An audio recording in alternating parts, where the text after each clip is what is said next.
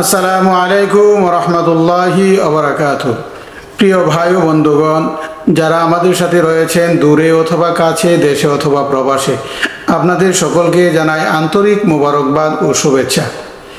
প্রিয় ভাই ও বন্ধুগণ, যারা আমাদের সাথে রয়েছেন, আমরা দু একটি আমলের কথা বলে থাকি।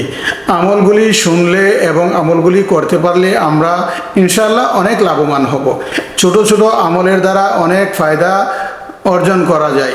এজন্য ভাই ও দোস্ত বুজুর্গ, তাই আসুন ছোট ছোট আমলগুলা আমরা করি। রাসূলুল্লাহ সাল্লাল্লাহু আলাইহি ওয়াসাল্লাম আমাদেরকে কিছু কিছু আমল শিখিয়ে দিয়ে গেছেন, যে আমলগুলা করতে পারলে আমরা অনেক লাভবান হয়ে থাকি। প্রিয় ভাই ও বন্ধুগণ, আজকে আপনাদের সামনে একটি আমলের কথা বলবো। আমরা অনেক সময় হাসি দিয়ে থাকি। এ হাসি কোত্থেকে এসেছে, এবং হাসির জবাবে আমরা কি বলবো, এবং হাসি দিলে আমাদেরকে কি বলতে হবে, এবং অনেক সময় দেখা যায় আমাদের হাই আসে। হাই আসলে আমরা কি আমল করতে পারি, আমরা হাই আসলে আমাদের জন্য কি করণীয়, এই দুটি কথা আজকে আপনাদের সামনে হাদিস শরীফ থেকে আমি বলার চেষ্টা করব।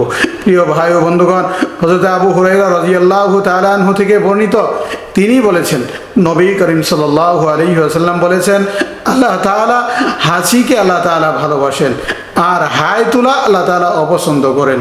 হাসিকে আল্লাহ তাআলা ভালোবাসেন আর হাই তোলা অপছন্দ করেন।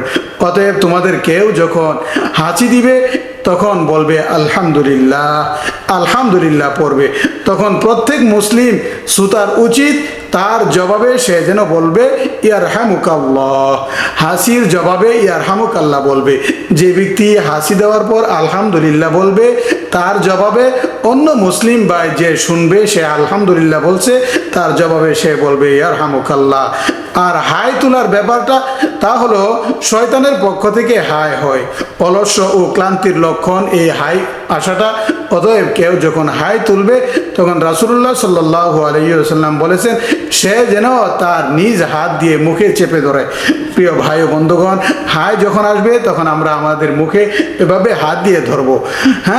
রাসূলুল্লাহ সাল্লাল্লাহু আলাইহি ওয়াসাল্লাম বলেন, হাই আসলে মুখ যদি খালি থাকে তাহলে মুখের ভিতরে শয়তান প্রবেশ করে, আর হাই আসলে তা শয়তান দেখে হাসতে থাকে।